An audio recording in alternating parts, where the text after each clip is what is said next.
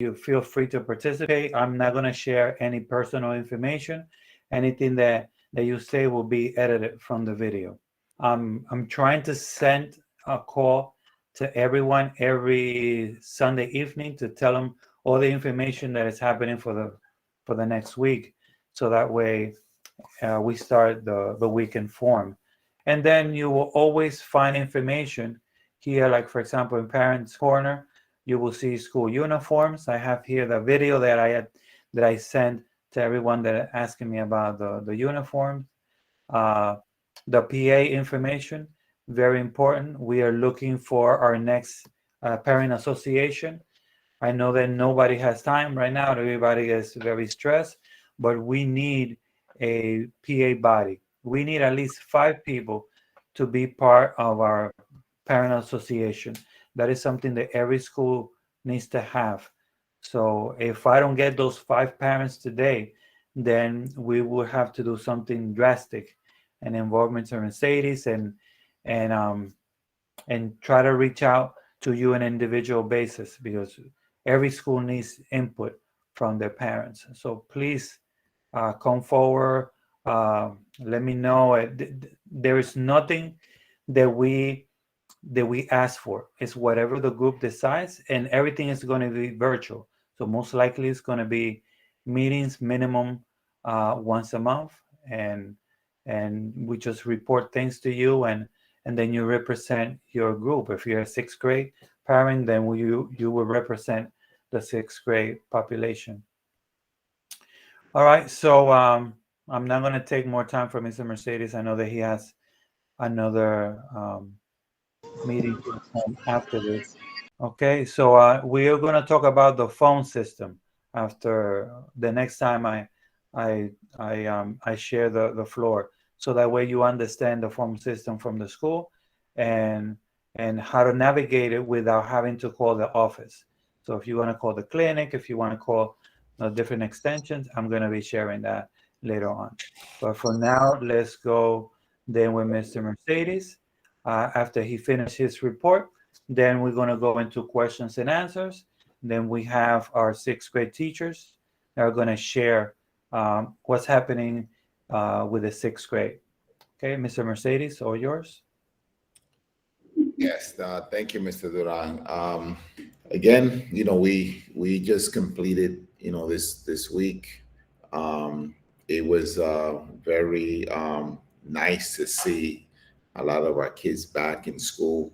For us, it was just an opportunity to really um, we took time to really celebrate um, us being back together. A lot of our teachers just missed that personalized um, interaction with the students, and I think the students miss that interaction with other students as well.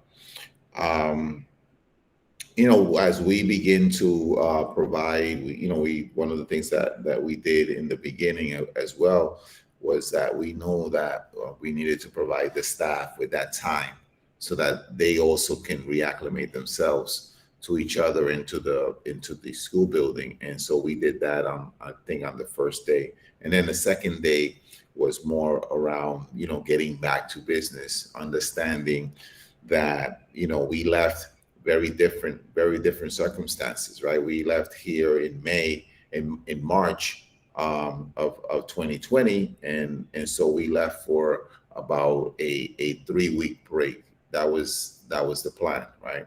DOE made us plan for about 3 weeks, and so the teachers came back for 3 days, and we planned, and we were supposed to be back before, I guess, before April break. But it took 19 months, and so in that time, a lot happened, right? And just today, actually, I was and I have an opportunity to go around and speak to people, right? Speak to teachers, speak to kids about coming back. How do they feel about it? Did they miss being at home? Did they miss school? What is learning like for them to come back in? And so for us, we didn't really interact with the seventh graders because the seventh graders were in remotely last year, and now they were sixth grader last year. Now they're in seventh grade, and so we haven't really interacted with that population. Our eighth graders were our sixth graders, and we interacted with them until March, right? So we really didn't develop that relationship, that aspect that we like, that defines our school, right? What we do in the name of service to students. We really didn't have the chance. Well, we were able to do it remotely, and we were able to figure that out, but not in person.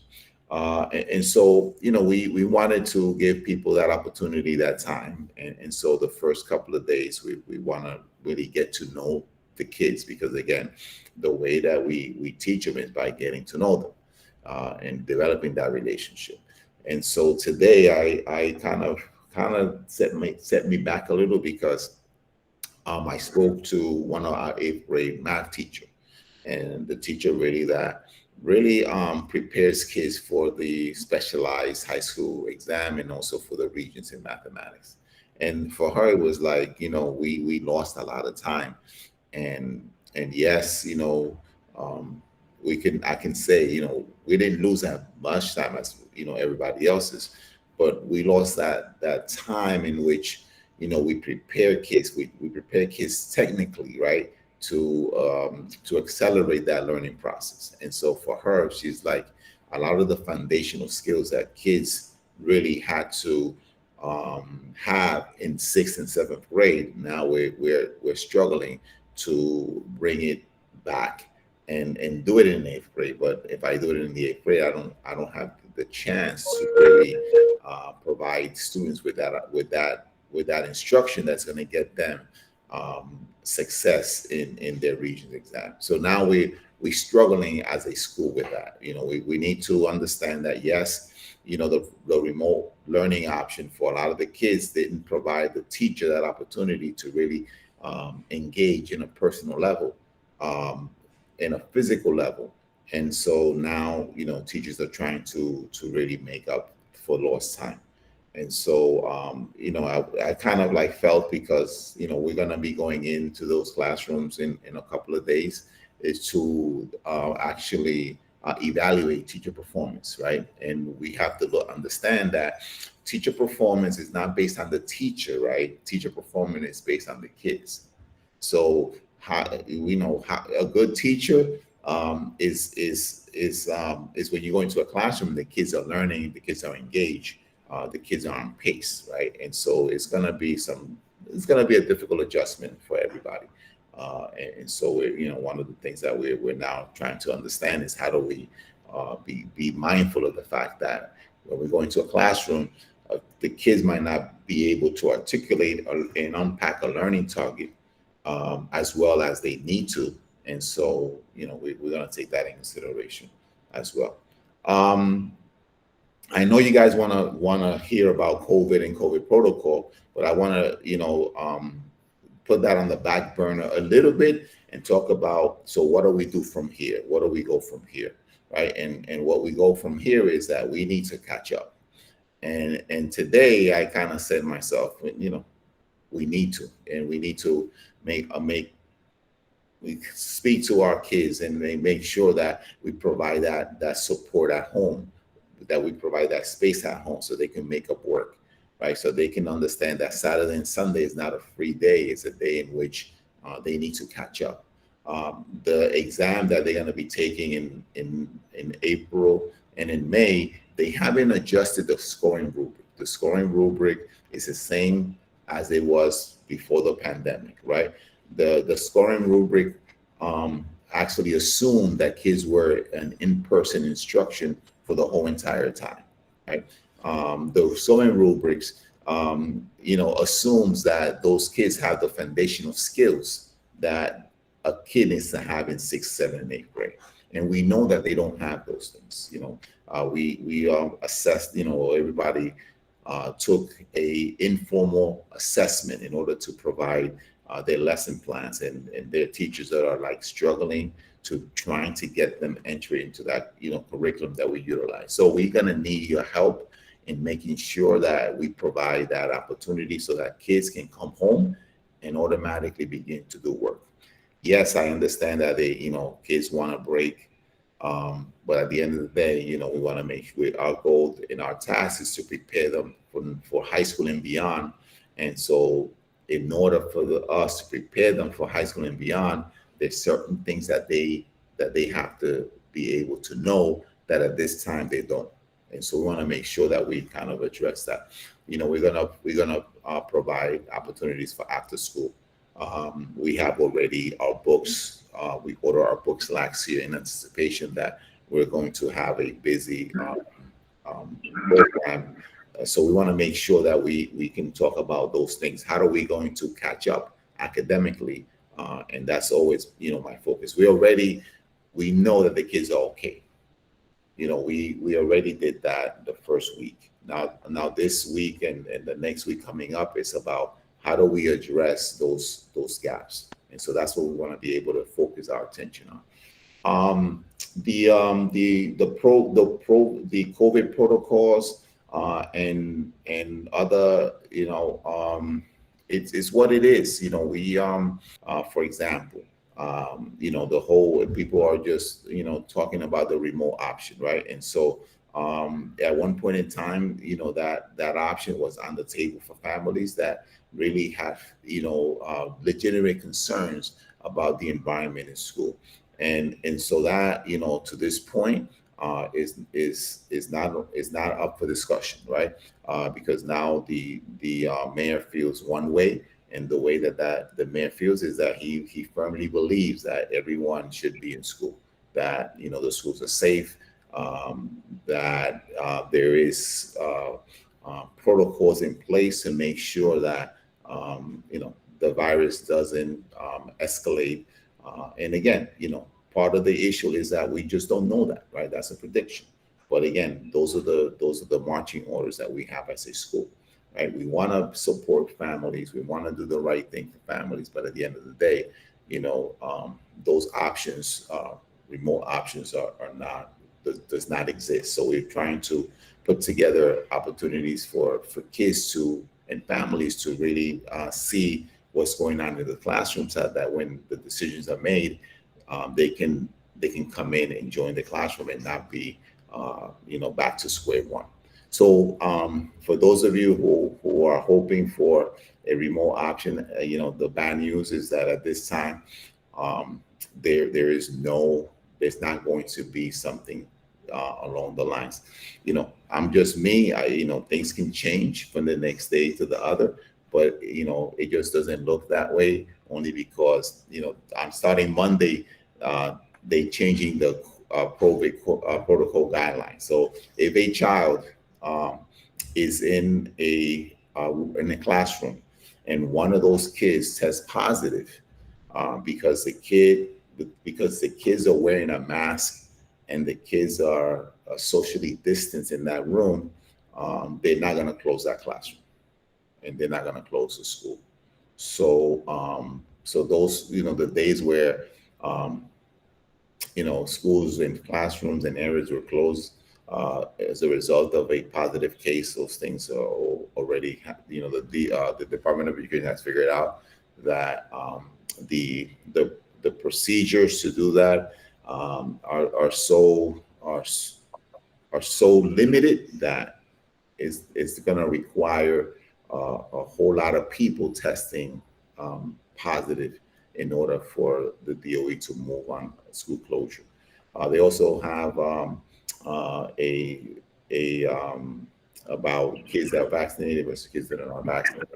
And so those are the things that as a school we have to abide by those rules and those protocols. The other issue is that in a couple of days, staff members who are not vaccinated will not be allowed in the school building. So that's another issue that we have to deal with. I received a list of unvaccinated staff members, and so my course is to have a conversation with those staff members and hope that my conversation will lead to them um, getting vaccinated. I mean, that's a personal choice. That's something that I respect. Yesterday was the last day for staff members to apply for accommodation, and those accommodations are either religious exemption or medical exemption. And so at 5 o'clock yesterday was the deadline to apply for those things. And for us, it's just understanding what the rules and the regulations are, and hopefully pushing it forward. We have to live with those rules, and we have to circumvent those rules so that we can actually, provide a safe and learning opportunity for the kids that we support. And so, whatever the rules are, we have to accept those rules and then say, okay, so then how do we move forward, and how do we provide students with those learning opportunities that they need in order to be successful at the next level. Um, and um, and that's and that's basically what I have. We also, I have to let you guys know. We send out a letter to the school community. We had a potential. There is a potential COVID case in our school. This will be the first one, and that's involving a staff member. The staff member hasn't been in the building since um, the 16th, and so we have to now follow that guideline for staff members, and so it's a little bit more less stringent than if it was a child. If it was a child, then it would be more. We would have to provide the cleaning and stuff like that, and there's a protocol specifically for kids that test positive. But if an adult who's vaccinated tests positive, then the criteria is a little bit less stringent. And so we'll be sending out a letter to the school community tomorrow, letting the school community know that in our school there's a potential COVID-19 case with an adult. As you know, there was a school before this, before actually they moved to have a more restrictive COVID-19 protocol, where about 19 staff members were tested positive, and that school was shuttered for about 10 days. But 19 to 1, it's very, very unlikely that the school would be closed, or the area in which the staff member worked will be closed as a result of one positive exam. Yeah. And the other thing very quickly is that continue to look at our website. Information is going to flow. We're going to have a new a learning platform. No more School for One, but we're going to be doing iLearn. A lot of the assignments are going to be through those channels. I'm going to try to convince Mr. Duran to host some technology workshops, because right now everything that you need is going to be done through our website or through your NHTSA account. And so we want to make sure that whenever you need information, or you need letters, or you need records, that you can actually access my NHTSA account, and then you'll have access to all of the information that you need for that, and you don't have to take a trip to our school. Although we want to see you, but you don't have to take off from work. You can do that, through your phone and access that account, or an iPad access. We are going to be disseminating the iPads very soon, maybe hopefully this week, so that kids can actually begin. So you guys can begin to sign for them to take it home and begin to do that work that we need, that catch-up work that we need. Right? I don't know if I missed anything, Mr. Duran. You can alert me. But I want to also put in a plug for the Parent Association. Is very important. We want to be able to have your input. We don't do things perfectly, and I'm not about to say we do, but we also need your input, your feedback, so that we can at least begin to move forward with our school. Um, you know, parents are one of those pillars that hold up a school. Without the parents, then we were just taking a guess of what our kids need and want. Well, thank you, Mr. Mercedes. So, are we going to questions? Okay. So, We have for those we have who would hands. like to share, I'm sorry, Ms. Will. For those of you that would like to share your questions without writing in the chat, please raise your hands. And I see an order here, and I will call you out. In between, then Ms. Poe will be reading the questions that we have posted on the on the chat. Go ahead, Ms. Poe. Yes. Good evening, everyone. I am Miss Poe. I am the school counselor for guidance counselor for 8th grade here at 390. I also, as the bilingual counselor, I support the bilingual program as well as the dual language programming in classes. Mr. Duran, there is a question from Cass Ford. He raised his hand, or she raises her hand.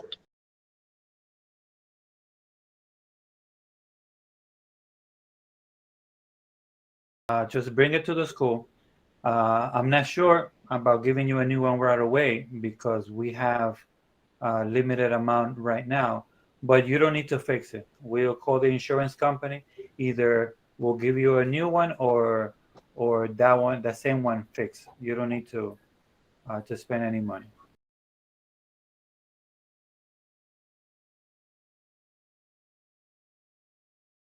First, if you move, you need to go to the office and take all of your documents, all your proof of addresses to Miss Lisa, the secretary. Then 24 hours later, the system will generate a MetroCard for your son. And that MetroCard will be from here to February, and then in February we'll get another one all the way into June. So you get two a year. It's not a monthly thing. Um, for the school bus, it's a different set of requirements. The school bus is only for students with an IEP, with an individualized student plan, and it has to be embedded into that plan. And the process is a is a bit longer and very different from the MetroCard is simple, but the school bus is they have to qualify for through the Office of Pupil Transportation.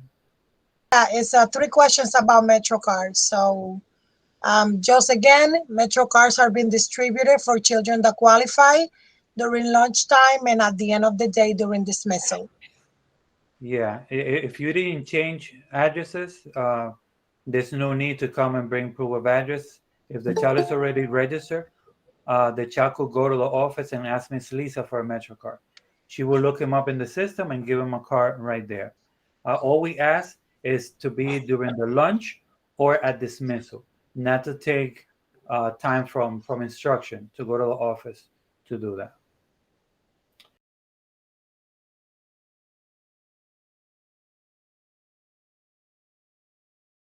It would depend. If the tablet that you have is from the city, then he could use that tablet because everything is going to be converted into the same things that they have. But Okay. if the tablet was issued by the school and has the school logo and name, it is titled to that school, so you need to return it. We will provide tablets for the kids, but first uh, we need to get the consent signed from the parents. I'm going to start tomorrow going class by class explaining this, and you're going to get a 4-sheet paperwork. So it will be the first 3 sheets will be explaining the contract of the tablet, and then the last sheet will be the paper that you have to sign saying that you're responsible for whatever happens with the tablet at home. If the biggest thing that you're responsible for is if the tablet gets lost or stolen, you have to bring a police report to the school in order to be replaced. But the paperwork would say about the care of it and everything that the children have to do. So I will have that conversation with everyone, and then they will get their tablets, but they're not going to be able to take it home right away because we have to teach them the new system to log on to iLearn and to get their emails and all of that before they take it home.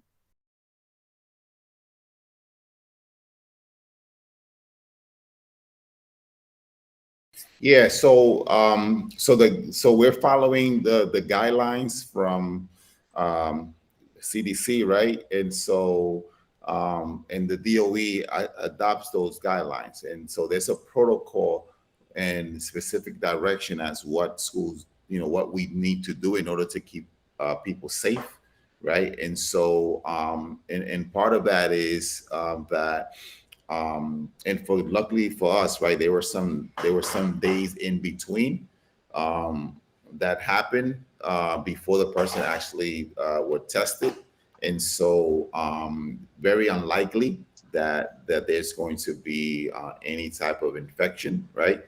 But again, like anything else, you never know. So then we are instructed, right, to inform the community when there is a confirmed case. In this instance, there's been several days that have passed before that person actually was in the building. So the person hasn't been in the building for the past couple of days. I think the last time the person was in the building was on the 16th. So more than likely, that individual wasn't infected in our school, right? So, but because the person is a DOE employee and works in our school, we have to notify everyone. So the good news for us is that, a lot of days, now is the 21st, and the last time that this person was in the building was on the 16th. So it kind of like, we have that window where might not happen, at the school, but we never know. Okay, we have another question from Miss Ainoa. The question is, why are the kids now 6 feet apart in the cafeteria? Okay, so if you guys were with me since the beginning, that has always been my concern, right? Because the protocol now is 3 feet, right? But it's extremely difficult and challenging, right? To maintain that social distancing guidelines, right? And the DOE always says when possible, right? And so if you come to our dismissal, right, and when kids come out and how they interact with each other, there's no way that they're gonna maintain 3 feet distance, right? And in the cafeteria, a place where they socialize, is extremely challenging, right? To maintain that 3 feet, distance. And so we do our best to make sure that they understand that they need to be apart. But like we are social animals, right? And so we respond, socially. And so when kids haven't seen each other for quite some time and they're friends, they're going to gravitate to each other. And so we do the best that we can in order to provide that. But when you have to feed, anywhere between our eighth graders have 187 students. And so you have to feed 187 students in a 45-minute window. And so something has to give, right? Either you have, 5 lunch periods, and then you have, but then if you have 5 lunch periods, instruction is going to suffer. And so all we're going to be going to school is just, to have lunch. And so, the guidelines were reduced to 3. And so we do our best to make sure that, kids are not in that environment as a long time, that they eat and then they do something else. And so that's what we're trying to do now. But again, like I say, if like going down there and seeing the kids interact during lunch. It's extremely challenging to have people, 3 feet apart. I mean, I'm just being honest with you, brutally honest with you. And if you see our dismissal pattern and procedure, we have 500 students coming out of one exit, right, to accommodate the safety of other students on the other side of the building that are bused. But we have about 500 students coming out through dismissal, and dismissal lasts about maybe less than 10 minutes. And so we do our best to try to get them to leave the area. But there's not much. We try. We make an effort, and so it's not like we're not making an effort. But we make an effort to install that. But it's hard. It's tough. Yeah, and I just want to add that a lot of us are supporting in the cafeteria, and that's why sometimes I'm not available for people that just show up without an appointment or without calling me or letting me know that they're coming. I know that the uniforms is something that everybody's after, but I tell everybody that my free time when I'm in the office is from 7 in the morning to 7:45. You will catch me there, and we could do the uniform. But after the lunches start, then we all support the lunch. Miss Poe, Miss Carr, all the assistant principals, everybody goes down there, and everything else stops. So we're doing our best to alleviate the situation, but like Miss Nieves was saying, it's overcrowded with everybody having to use the same exit and the same cafeteria. We have a question.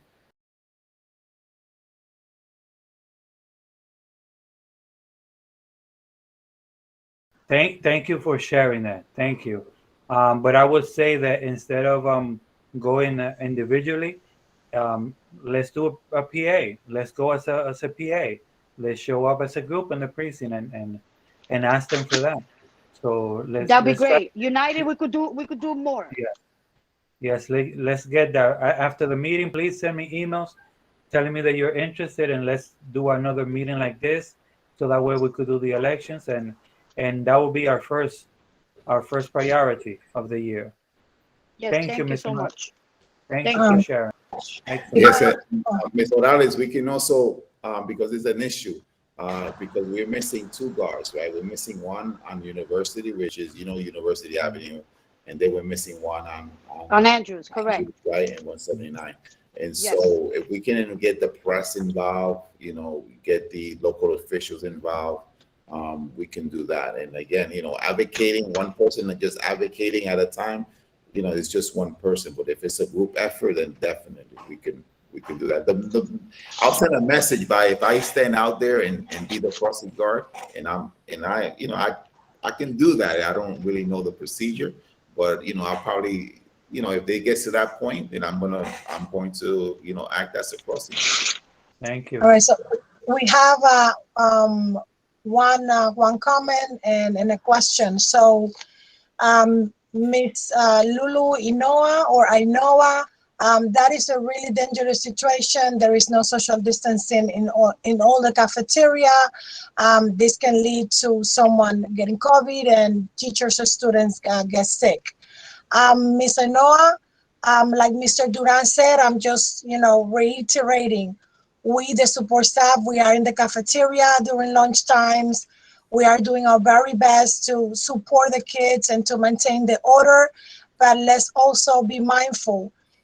Our children have this unique opportunity to get together. So as much as we try to put them apart and set them lines, they magically gravitate towards each other because that's what they do. But yes, we taking your concerns seriously, and we are doing our very best to keep everyone safe. And the next question, is there another option other than remote learning for kids who need to be out if there is a COVID-related case? If there is a COVID-related case reported, we will notify the families what are the next steps, how we're going to proceed. whether it's going to be virtual, like what's the plan. We will communicate with that class or the school or the classrooms, and we will provide you with the guidance so we know what will be next, how instruction is going to happen.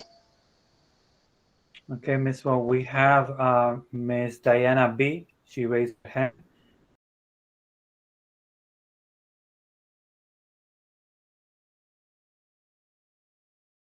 So Miss, the way it happens is, let's say we have 500 kids in the building tomorrow, and the city will send a team of medical support into the building.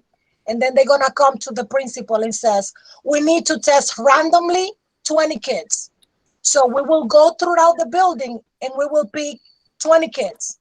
We don't look at names, we don't look at age, we don't look at grade. It's 20 random kids get tested. That's the way it works. Even if he got tested already? Even if he got tested, we don't know that. That's why it's randomly. Okay. We just select. We pick any 20. They said they want to test 20. We pick 20 kids across the board. Yeah, Ms. Paul, let me clarify a little bit so that we don't. So starting on Monday, so before school started, the testing program was every other week. So every other week, a team will come and they would randomly test 10% of the student body, more or less. That's what it was. And they already have the names of the individuals that are going to be tested. So then all we have to do was call for those kids to come to the auditorium and they will test them, right? But starting on Monday, there's gonna be every week. So every week that team is gonna come. A team is gonna come to 390 with 10% of the student body that is going to be tested. Then they're gonna randomly test those kids. When they say randomly, they already have their names already of those kids tested.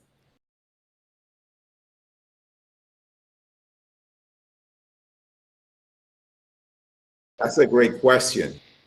And no one has posed that question. You know, those are questions that I suppose I'm hoping that you know, the information is shared. You know, we did random testing in the summertime, and you know, quite honestly, I never thought about, you know, like, do they communicate? Because we don't test. It's SOMOS that has the contract for testing, and I'm sure they have a portal, right? But you know, I don't have an answer for you, but definitely will get an answer for you. You know, let's connect with Mr. Duran, and then I'll make a couple of phone calls, and hopefully tomorrow have an answer for you. Mr. Mercedes, good afternoon. If I may add, after the students, and again, this is what we used to do in the summer. When Somos Unos came to the building and our students were tested, we sent out a parent letter from the Department of Education stating and informing the parents where to log in. The letter had a website address for parents to log in, and the results were posted in that portal. Okay, that's good. I'm assuming that, you know, it will be the same procedure, it will be the same protocol, you know, moving forward, but that's how it used to be done in the summer. Okay, I invited Ms. Adorno to come and talk to us about these different topics, because I get those questions every morning about the 6th grade. What are they doing? It's a new school. Everybody is afraid. They don't know the personnel. They don't know what's happening. So Ms. Adorno is just going to give us an overview of everything that is happening. Go ahead, Ms. Adorno. Thank you. Good afternoon again. Welcome everybody to this new school year. We are very excited that you guys are here spending some time with us. I will go over a few things. Can you go to the next page, Mr. Duran, please? There was a list of supplies that was shared and is in the website. And I will go over it very briefly. Next page, Mr., please. So one of the things that, the first thing that is in the supply list is a charger for an iPad. The reason why we are asking for that is to keep it at home. Pretty soon students will take the iPads home. So we don't want students to not be able to use it because it's not charged. So please keep a charger at home. And there are a few other supplies like notebooks, folders, writing utensils like pencils or pens that they should have in order to complete the work. Different classes, different teachers will ask them for some of those supplies, but most of the work starting pretty soon will be done in the iPad through the, like Mr. Mercedes mentioned before, the platform called iLearn. Next, Mr. Duran.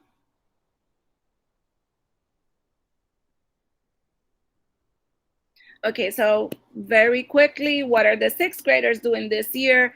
So I'm going to mention just a few things for English language arts and math. In English language arts, next page, Mr. Part of the work that the sixth graders are doing is developing reading habits by reading every day. Learning different reading strategies to understand what they read, and writing about what they read and to express their point of view. So most of the things that they do in English language arts, it's related to reading and writing and critical thinking, but also the same skills they learn in English language arts are practiced in social studies and science and math. Next page, Mr. And then in math, I want to add to that. the students. Add so that we're clear about the English language art. I know that a lot of parents say, "Oh, my son speaks English," but the way that you have to look at ELA, English language art, is, for example, I always say to the parents, the Little Red Riding Hood story. Everybody knows that story. So if you read the story, and somebody asks you what is the story about, or what is the main focus of the story, the word or the sentence "don't talk to strangers" is not on the text. When they read the story, they have to understand that that is the whole point of the story. The word stranger doesn't come out on the text. So when we're talking about English language arts, it's things like that where they can read a paragraph and understand more than what the text is saying. I'm sorry, Miss. No, thank you. So in the English language arts, like Mr. Duran said, it's not just reading or writing, but it's reading and to develop critical thinking skills. And in math, it's making sense of math problems, it's finding different ways to solve a problem. There are many different ways to get to the answer of a problem, and constructing arguments and critiquing the reasoning of others. So a lot of work in math is not just solving a math problem, but finding different ways, and they challenge each other on their reasoning and critiquing each other and how they solve the problem. So it's more discussing how to solve the problem than finding the solution. Next, Mr. Then very briefly, we are going to talk about the 7 habits. So we are the only school in the Bronx and one of 3, I believe, in the city that has the title, and that's why we have that gold seal of Lighthouse School. And we practice the 7 habits. The 7 habits present strategies for students to become better all around people and elevating individual skills. And the purpose of the 7 habits is to help the students lead their life in a truly effective way.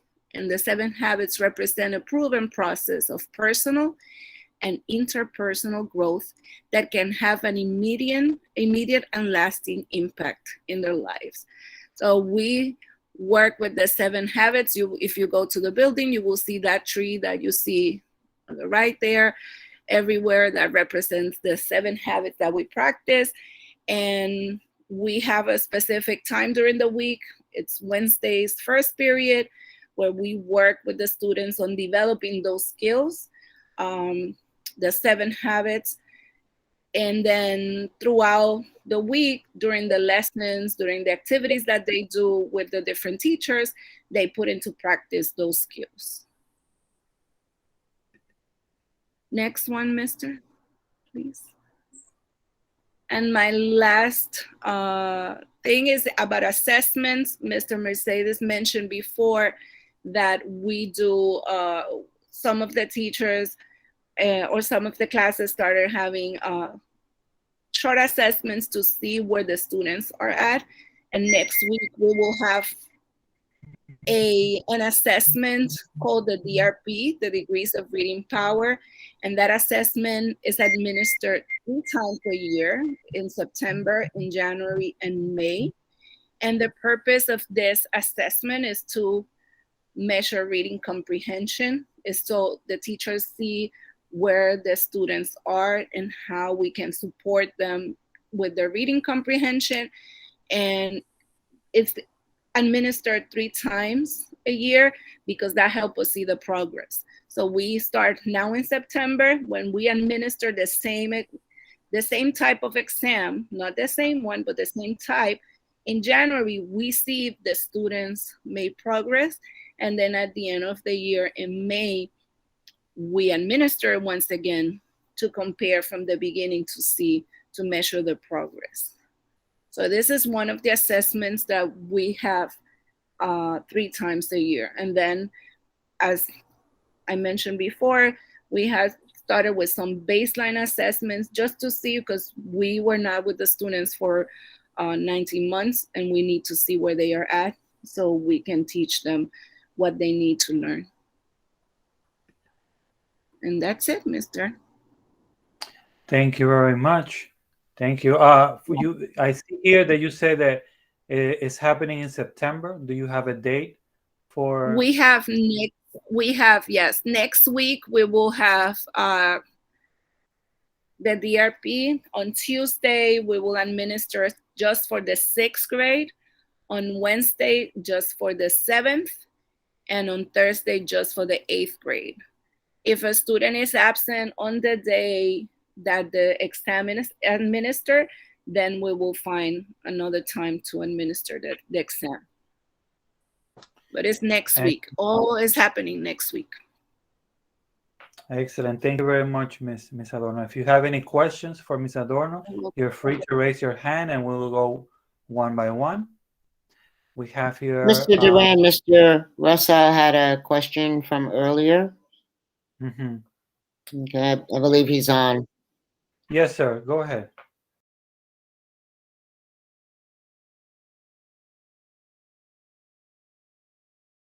Thank you for that. And so one of the things that I want to just say, for safety reasons, right? And safety and security reason, we are going to have the sweaters for the kids so that they don't wear their hoodies, because when you, for example, kids have the tendency to put the hood on, but then they have a face covering. And so in the event something happens that's not supposed to, it is going to be hardly impossible to identify.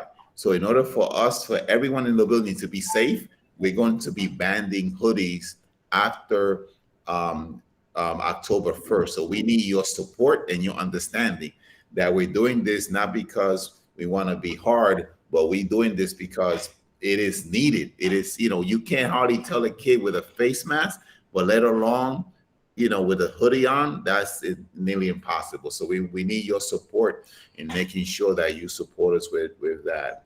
We're trying to get our orders in so that we have an option to say, yes, we have a sweatshirt, which is equivalent to a hoodie, but without the hat.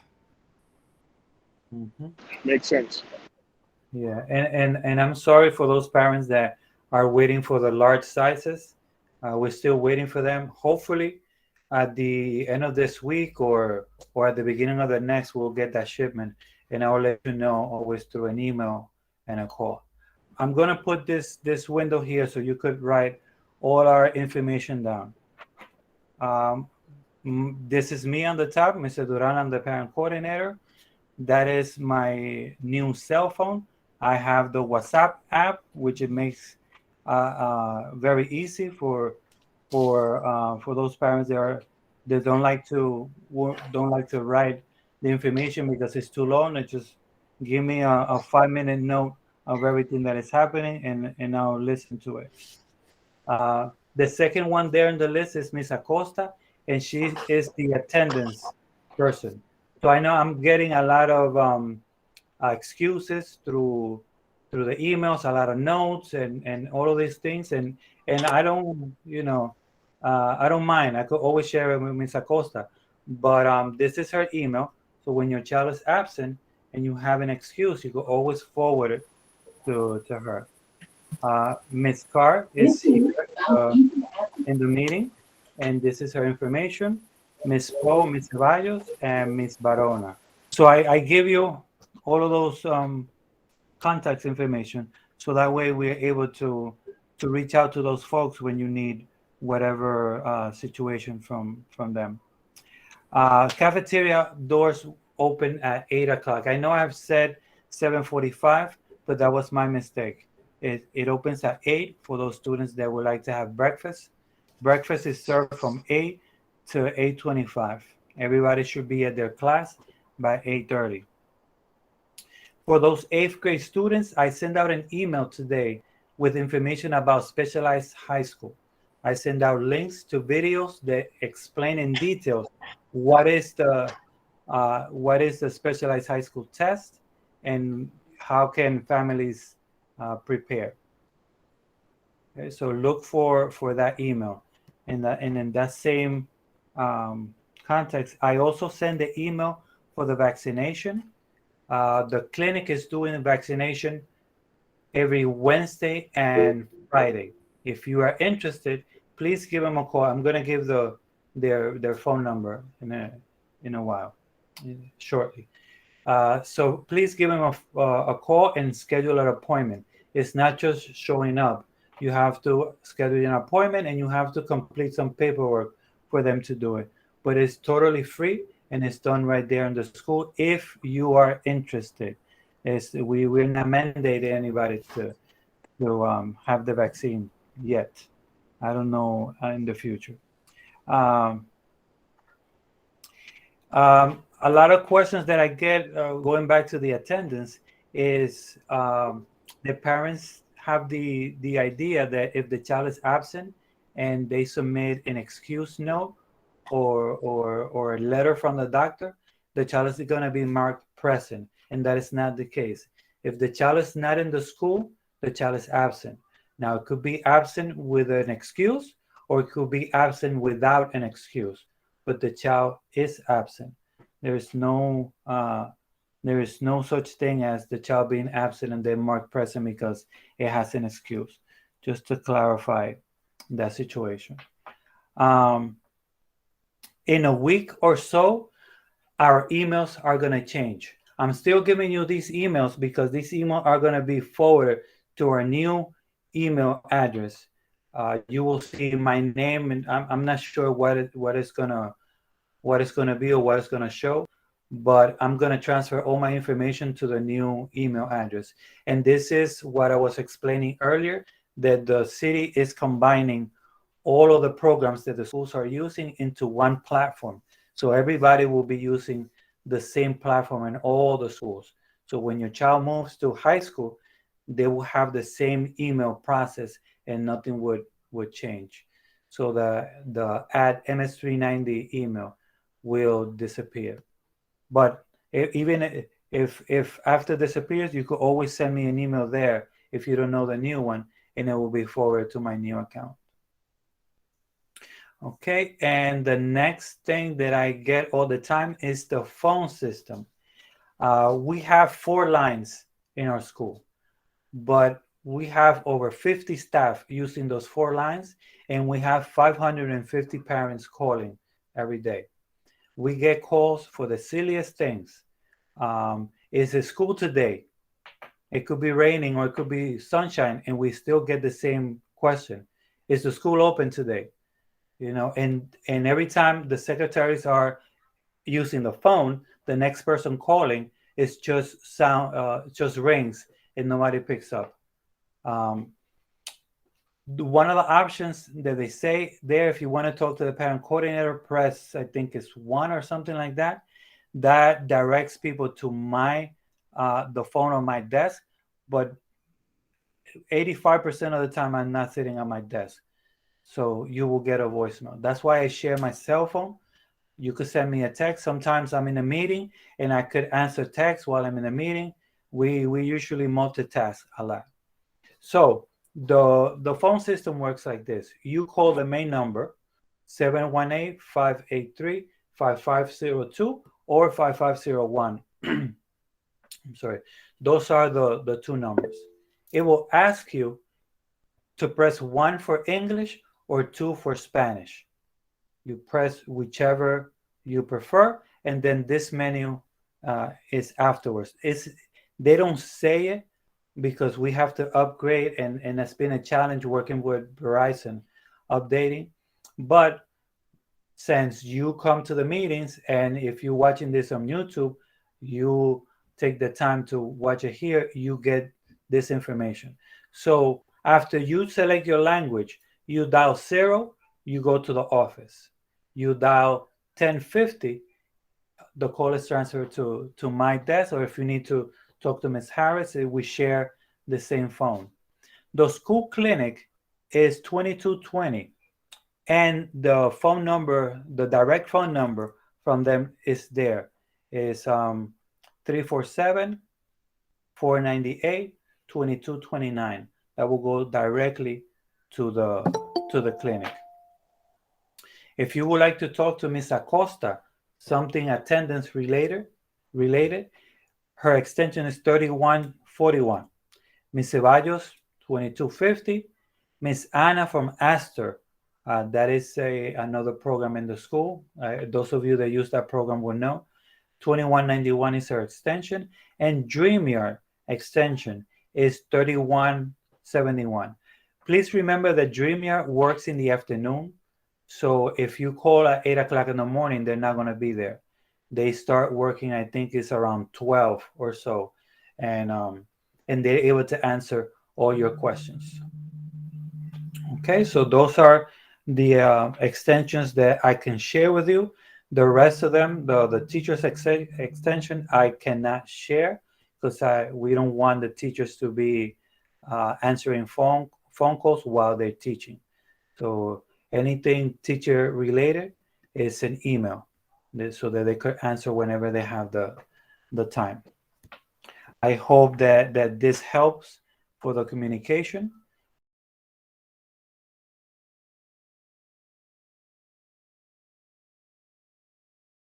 Yeah, so exactly. A lot of it is education. A lot of it is understanding why they need to social distance.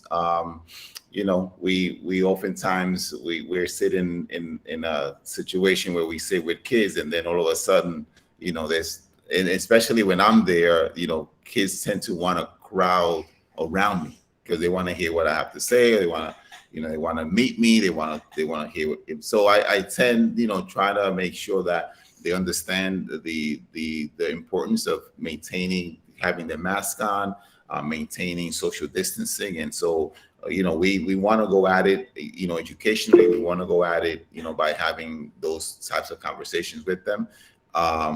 We hopefully, it's a challenge. And that was one of the things that I was voicing, when I meet with chancellor, when I meet with the superintendent, as far as, how are we going to address, the social distancing and the conditions that, in our school, we are overcrowded, as we know, right?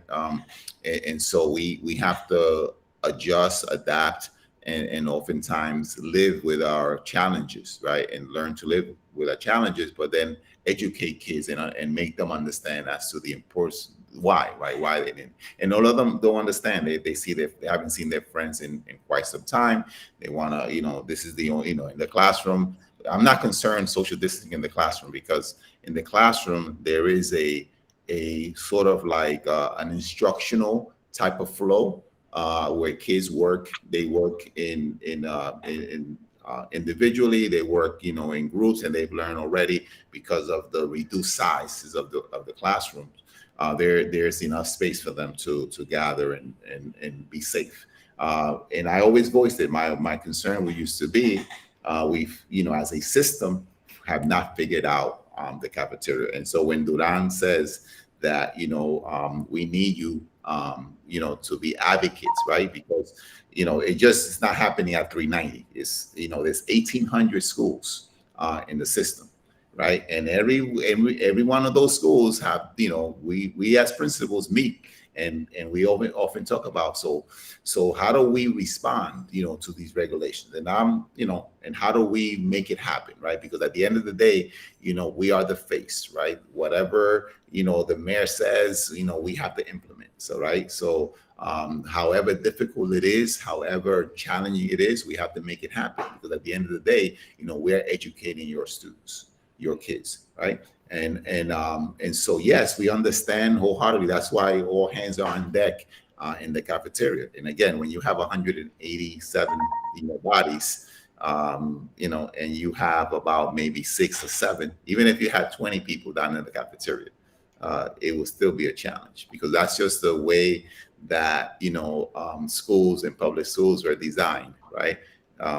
If we can have where kids can eat lunch, when like we'll start lunch at 11 o'clock, and then we'll stop feeding them at what, 1:30. Then yes, we can probably have 25 students in that cafeteria, and then it will be less of a challenge, right, to social distance. But then you then are going to mortgage kids' future, right? Yes, safety is always paramount, but at the end of the day, the protocols that are set forth, that's the protocols that we have to follow. Give you one example. As of Monday, if a child tests positive in a classroom, because that child, because everybody's social distance and wearing masks, those kids, don't have to quarantine. In the event that they are out of school, and so a remote situation is not going to be afforded to them, because based on DOE guidelines, kids that are vaccinated or unvaccinated don't have to quarantine. So the expectation is that they back the next day. And so, but those are the protocols that we have to abide by. They're not popular protocols. This pandemic, we don't know. It has taught us a lesson, right? Remember the DOE? Remember, DOE asked us to plan for 3 weeks, not 19 months. And so we went ahead and planned for 3 weeks, but then we had to make it happen, and we had to provide you guys with the instructional support that your kids deserved and needed. And so it was not how you call it, a very well thought out. It was uneven, right? So there are schools that provided a great deal of support. There were schools that didn't provide any, right? We made a commitment from the first time that we were going to engage you every other month, right? And so no other school in the city decided that was important, but we are doing it, right? Because we want to make sure that the information, flows. There are schools that are missing 300, 200, 150 students. I can honestly say that we're missing. It's about 28 to 28 students that that are unaccounted for in our school, and out of the 500 students that we have. So I take it that yes, we the lines of communications for us, we made an effort to provide you with information, and to value for information so that you can make a decision. But at the end of the day, we have to carry out the rules and expectation, the guidelines and the protocol that the DOE set forth, because we are just one of 1,800 schools. Yes, I'm sorry. We have like a million questions and comments in the chat. Miss Poe had to leave, so if you could help me out with a chat. Sure. Mm-hmm. So I see here the after school program. Yes, there is the Dream Year after school program. The application is at the front entrance there in the main lobby. They are calling parents little by little. They don't want to start with the whole group at the same time. So every week or every few days, they have a group of kids joining them.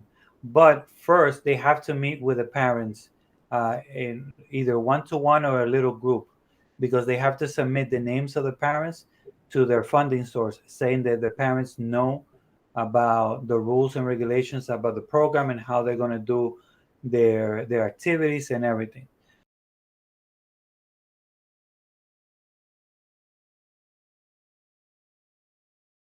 Please put the name of your child on the uniforms, because we're finding sweaters all over the place and we don't know who they belong to.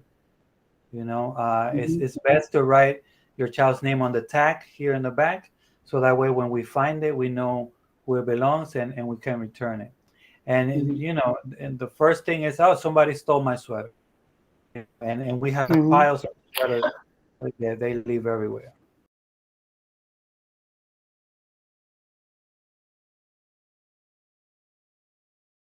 All right, so Ms. Harris has commented that every classroom has sanitizer, and all of their classrooms have disposable masks,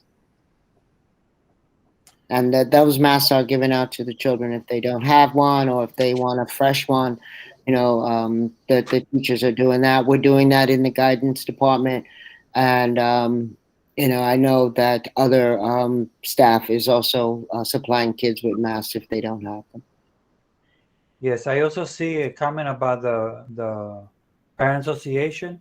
In order for you to run for the parent association, please just send me an email saying, Mr. Duran, I want to be part of the parent association, and then we get it. We'll stay in contact, and I'll explain to you everything about it, and then we move forward. There is no information, there is no application, there is nothing like physical that we need to do. After you come forward and say that you want to participate, I give you the information on what positions are available, and then we do an election. Thank you. Have a great evening, everybody.